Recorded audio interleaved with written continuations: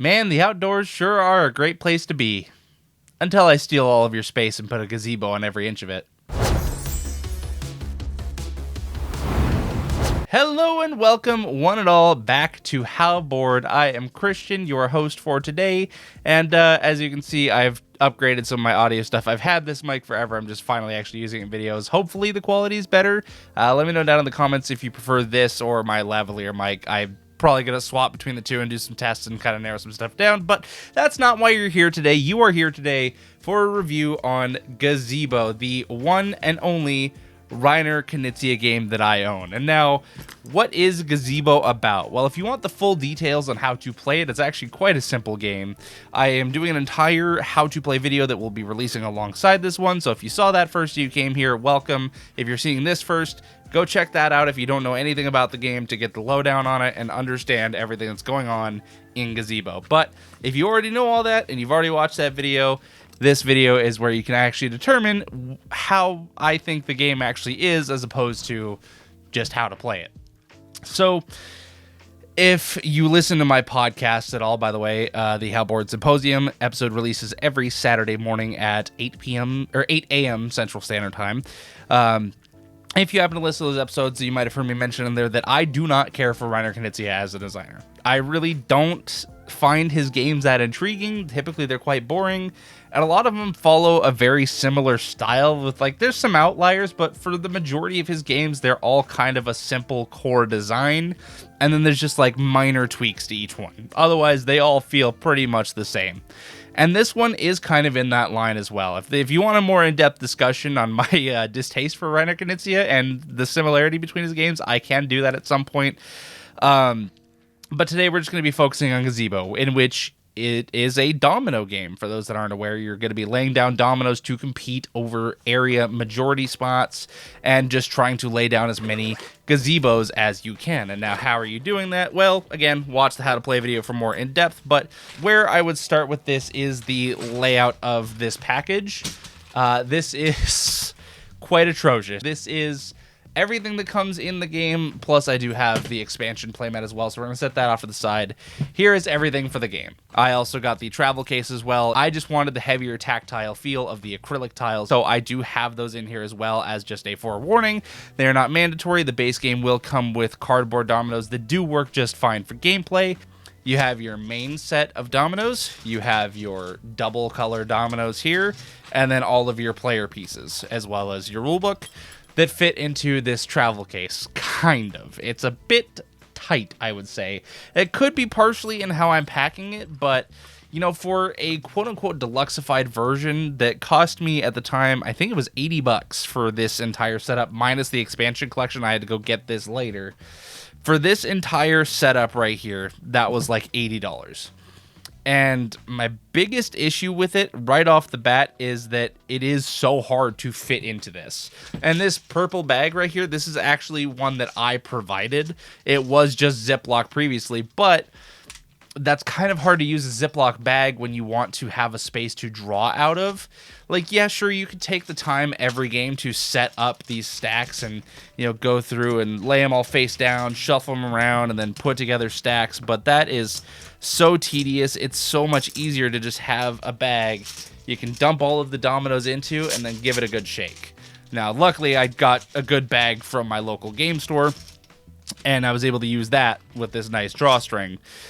But this, to me, is something that should have been provided. Like, these aren't too expensive, to my knowledge. I'm not, like, too deep in the board game design and publishing world. I feel like this was something that was feasible to make this game a bit more user-friendly. Because, I mean, I still have the Ziploc for these special tiles.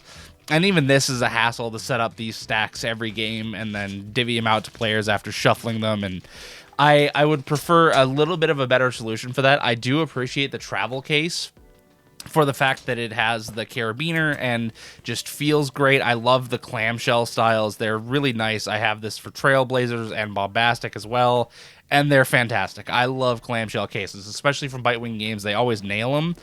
I just kind of wish that there was maybe some sort of better storage solution for this, because it feels like I'm playing a new game of Tetris every time I'm trying to store this game. Like, how am I actually going to make all this stuff fit in? Like, with just the domino tiles, that fills up pretty much to this edge right around the case there. So it's already a bit tight to get the player pieces in here. And then you're going to notice after I shut it, let's see if I can actually zip it up here. When I opened this, I actually had a bit of plastic stuck in the zipper because it's just so crowded in there. Let's get that. There we go. So you can see, if you look closely enough, it's kind of shifted. It's almost bulging a little bit. It's a little uncomfortable for me, and it makes me feel bad for using this case. I think I still have the box, but I might not. But either way, I would prefer to use the clamshell, but it just needs to be a little bit bigger. Like, I think at minimum, if it was just a touch bigger, it would be perfect. But storage solutions aside, because that's obviously not what you're here for in a game review, and I'm just trying to give my honest thoughts on this. I'm not doing anything like scripted or, going through any fancy vocabulary or anything. I just want to make this as plain Jane simple and honest thoughts as I can. Gameplay-wise, this is fantastic. This is the one time I don't have a complaint about a Reiner Knizia title, because it is so simple, but it is so engaging and so thrilling. That is something I just feel like his other games of similar nature just don't quite match. Like, this feels like it's the perfect time frame, the perfect amount of thinkiness and strategy and competitiveness. It just feels like the perfect blend of stuff, where a lot of his other titles, to me, feel way too long and drawn out for what they are. So this hits that good middle ground. It's a nice travel game. It feels like a great game to play in the park as a replacement for, like, chess. This is something you can take on that little family trip, and it's easy to teach new people. It's easy to get new people to play. It's colorful. It's pretty. It's got these awesome little kind of minis in a way. I mean, mini gazebos.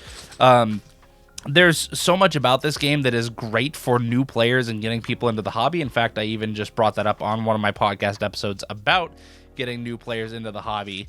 And this was a game I explicitly mentioned because it is so perfect for that. I even just recently played my first 4-player game of it with 2 new people that pretty much never play modern board games other than when they're around me and my wife, and it was a great time. We all had a blast, and it was not hard to get people to understand at all. There's like one little rule in the game that's sometimes hard for people to understand, but like once you get a grasp on it, it's fine. Otherwise, the game is just really nice. It flows smoothly. It's, again, got great tactile feel, especially if you've got the acrylic tiles, but even with just the cardboard stuff, I'm sure it's fine. The biggest issue, I'd say, gameplay-wise, is probably going to be the fact that you have a lot of stuff competing on this small space, especially, again, with these acrylic tiles. And I think even the cardboard would be a bit of an issue, too. Once you start kind of filling out the board here, especially once you start getting gazebos on and everything like that, it starts to get a bit crowded, and it becomes really easy as you're placing new pieces to start kind of knocking things around, and then you got to readjust it, and it becomes problematic. So it can get a little bit messy at times. And the biggest attribution to this I could think of, or like the biggest issue that's causing this, is probably the cloth playmat, because it does have these ridges here. Like, you could iron it out, but then you're going to end up having to fold it back up to get it into the travel case or the box anyways. And then that's just going to cause the same issue again. Like, these creases are very problematic in terms of actual play. But I think it's still, like, manageable. You just got to be kind of careful about it and do maybe a little bit of extra prep work when you're setting it up to kind of smooth it out a little bit more. But if you have the actual board, then I think it won't be a problem at all. And I know a lot of people really wanted the board for the first wave of this because they only offered the cloth mats at first. Personally, I love the feel of cloth mats. I would ultimately prefer neoprene, but I understand that's not reasonable, especially for a game like this, and that would take up a lot more space. But I like play mats as opposed to actual boards. Usually, that's just a personal taste. People can feel different on that, no problem. But I do think that can sometimes get in the way and be a little bit annoying, but it's a very minor annoyance as you're playing. As for stuff that I appreciate, again, really smooth, buttery gameplay, super easy to get people into. I also appreciate the variability of, even just in the base game, your board has 2 sides to it that have different things going on, and of course different like colors and layouts and stuff, so it gives a different aesthetic appeal. You got your kind of darker blue side versus your lighter kind of tan brown side, for whatever vibe you're trying to match. But also, again, different gameplays offers different styles and maybe different strengths and weaknesses to players, and just kind of gives it a little vibe shift. It's not like the most replayable game in the world in terms of like variability, but I think it's always engaging enough that replaying it's not a problem. I would even be fine playing this like 3 to 4 times back to back, and I wouldn't have too much of a problem with it, because it's about a 20-minute to half-hour game. If you have, you know, like 3 or 4 people, it'll probably last a little bit longer. I think this honestly does play best at 2, but at 3 and 4 players, it is still a really solid experience, and I've enjoyed it in every player count. I've not had a single problem with it yet.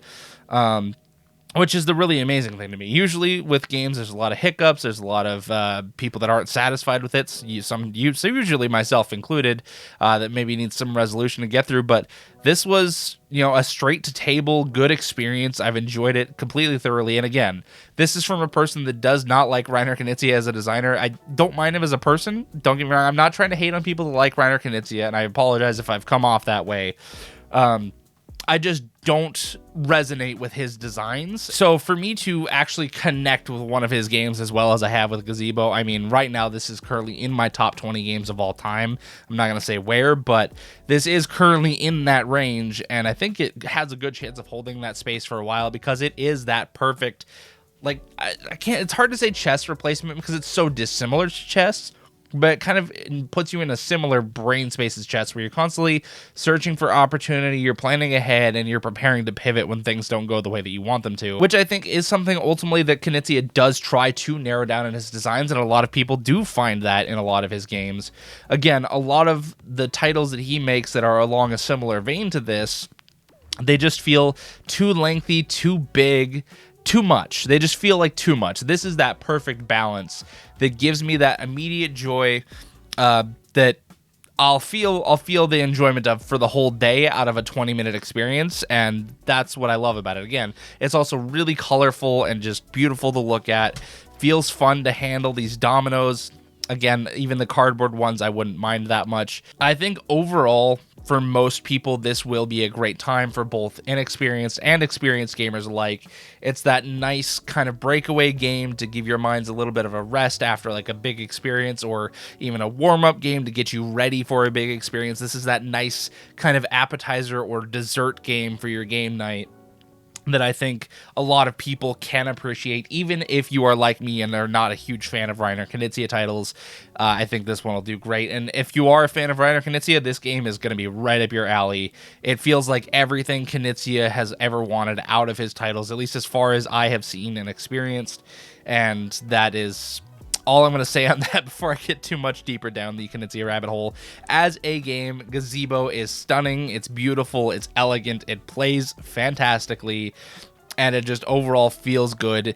Even if you kind of find yourself behind and you get stomped pretty bad, it's still just a fun game to play and seize those opportunities, and it's one that you can definitely grow with as you kind of figure out your strategies and start to put together a game plan. And I think it'll help develop a lot of other areas of board gaming as well, which is something that not a lot of games can say. A lot of them are very standard to like their game, and pretty much the experience you gain from that is mostly going to apply to that game and maybe a couple other niche ones.